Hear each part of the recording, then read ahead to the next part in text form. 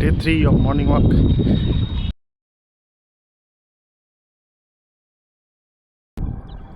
Good morning. এটা আমার তৃতীয় দিনের ভিডিও। সকালবেলায় ঘুম থেকে উঠে ফ্রেশ হয়ে মাঠে গিয়েছিলাম। মাঠে গিয়ে হাঁটলাম। হাঁটার পর ওয়ার্ম আপ স্ট্রেচিং করে কিছু যোগা আর এই প্ল্যাঙ্ক, সামান্য কিছু বডি ওয়েট এক্সারসাইজ করেছি। টানা 3 দিন যেতে পেরে আমার সত্যিই খুব ভালো লেগেছে। আমি খুব হ্যাপি যে আমি টানা 3 দিন যেতে পেরেছি। এটাকে আমি একটা অ্যাচিভমেন্ট বলে মনে করি। অনেকেই দীর্ঘদিন ধরে টানা যাচ্ছেন, তাদের কাছে 3 দিন কিছু না হলেও এই টানা 3 দিন বিষয়টা আমার কাছে সত্যি একটা অ্যাচিভমেন্ট।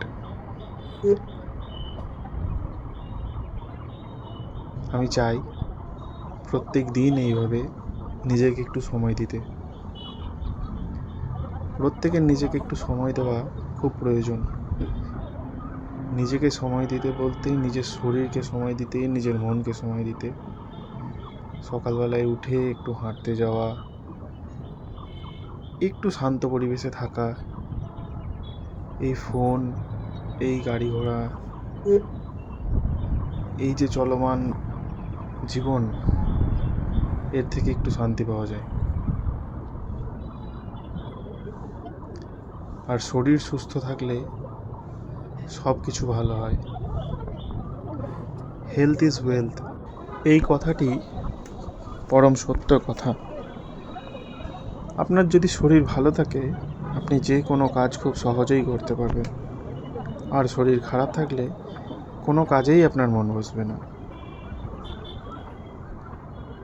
আপনার শরীর খারাপ থাকলে আপনি জার্নি করুন বা আপনি যে কোনো ছোটোখাটো কাজ করুন, তাতেই আপনার কষ্ট হবে।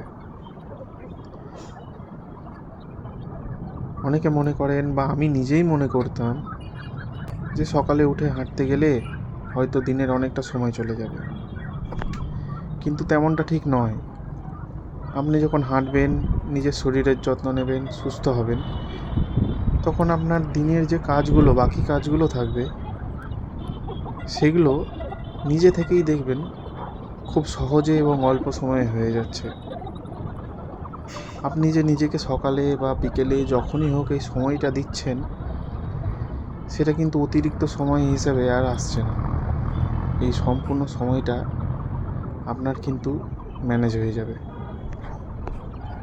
তাই আমি বলবো, সকলে নিজের শরীরের যত্ন করুন, নিজেকে একটু সময় দিন।